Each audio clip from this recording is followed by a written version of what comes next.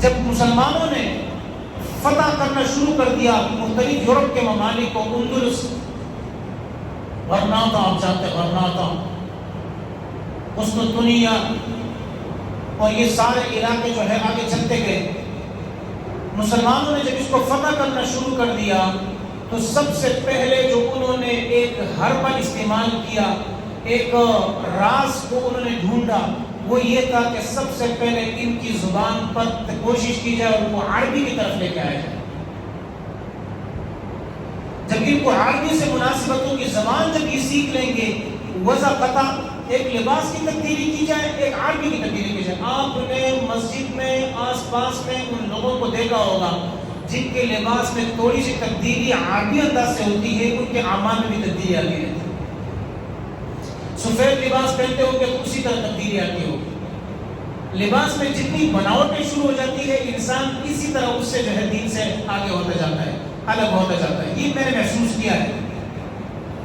تو سب سے پہلے میں نے کسی کو دیکھی، اب جب وہ کسی ملک پر حملہ کرتے تھے اور کسی ملک کو فتح کر دیتے تھے تو سب سے پہلے ان کی محنت یہ ہوتی خطبہ عربی میں.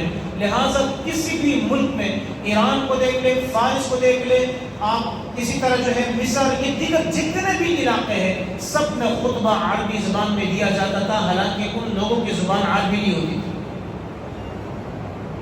اور اس کی وجہ کیا تھی؟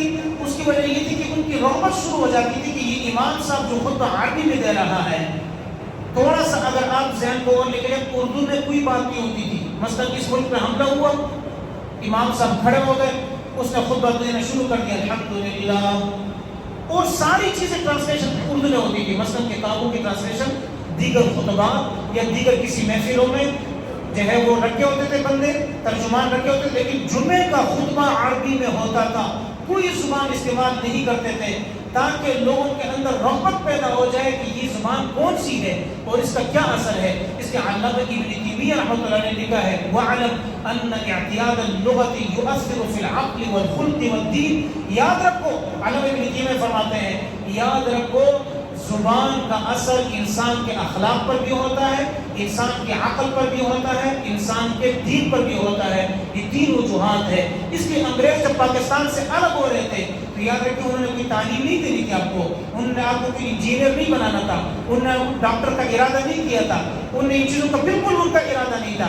سب سے پہلے جو ان کا الفاظ ہے لاڈ نکالے کا، وہ الفاظ یہ تھے کہ ہم اس ہندوستان سے نکل تو رہے ہیں، اس ہندوستان سے ہم نکل جائیں گے، اس میں ہماری یہ تبدیلی ہوگی کہ ہوں گے یہ جو ہے مسلمان جو ہے کیا باہر سے یہ مسلمان ہوں گے لیکن اندر سے یہ کیا ہوں گے، ان کی وضع قطع. اس نے فرمایا وضع قطع سے یہود، نصارہ تمدن سے یہود. یہ وہ مسلمان ہے جس کو دیکھ کر شرمائے یہود. یہ اسی لیے کہا تھا کہ ان کے اندر سب سے پہلے تبدیلی آئے گی. انہوں نے زبان کی تبدیلی کی، سب چیزوں میں لازم. مسلمانوں نے جہاں جہاں حملہ کیا، انہوں نے جہاں جہاں انہوں نے جگہ فتح کی، وہاں انہوں نے کہا عربی زبان لازم ہے.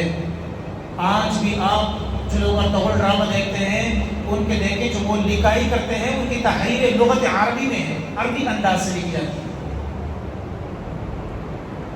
انہوں نے محنت کی اور ان نے لوگوں کو عربی زبان کی طرف لانے کی کوشش کی اور اس کی کامیابی یہ ہوئی کہ اکثریت کافروں نے بھی عربی کو سیکھنا اور عربی انداز جو تھا لباس کا اس کو اپنانا شروع کر دیا.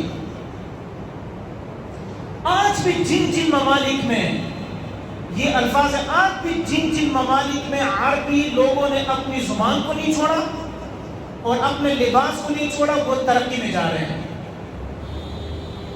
دبئی کو دیکھیں، دبئی کے جو رہنے والے اصل باشندے ہیں ان کا لباس کوئی عربی ہوگا، اس پر فخر کرتے ہیں. اگر غیر عربی ان کا زبان لباس اختیار کر لے ان کو غصہ آتا ہے اور ان کی زبان عربی ہے.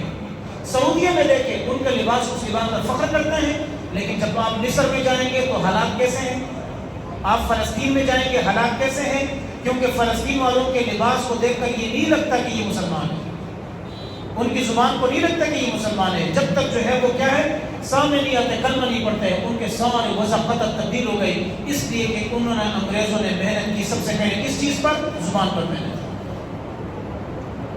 تو میرے بھائی دوست بزرگوں، مسلمانوں اور کافروں کے درمیان پھر فرق کس چیز کا رہا، اس فرق کو آپ نے لوگوں کو بتانا ہے. مسلمانوں نے جس علاقوں کو فتح کیا ان علاقوں میں عربی زبان کو لازم قرار نہیں دیا انہوں نے.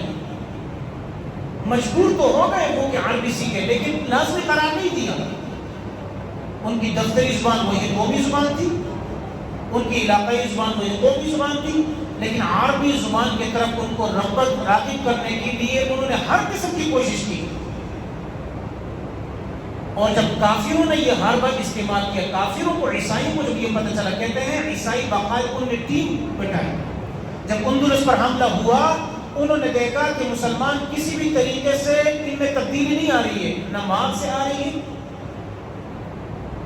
نہ کچھ کھلانے سے آ رہی ہے، نہ لالچ سے آ رہی ہے، کسی بھی بنیاد پر ان میں تبدیلی نہیں آ رہی ہے. تو ان میں سب سے پہلے میں نے کیا کی، انہوں نے بیٹھ کر کوشش کی کہ آخر کوشش کس چیز پہ کی جائے جس کی وجہ سے مسلمانوں کو اسی سے رب کو کی جائے. انہوں نے کہا ان سے عربی زبان چھین لو، ان سے عربی زبان چھین لو، اور ان سے ان کی جو ہے ان کا لباس چھین لو.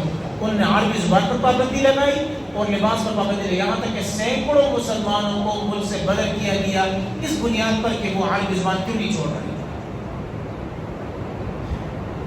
آج کا مسلمان، آج کا پاکستان، ہماری قومی زبان کون سی ہے؟ اردو.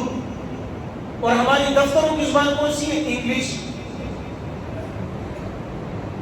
تحریر بھی لکھو انگلش میں، سائن بورڈوں پر بھی دیکھو تو انگلش، دکانوں پر نام دیکھو تو انگلش میں، میسیجز میں ایک دوسرے کو لکھو تو انگلش میں.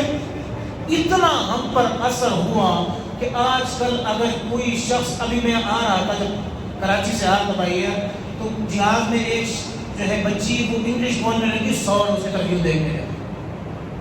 یہ ہم پر انگلش کا اثر ہے.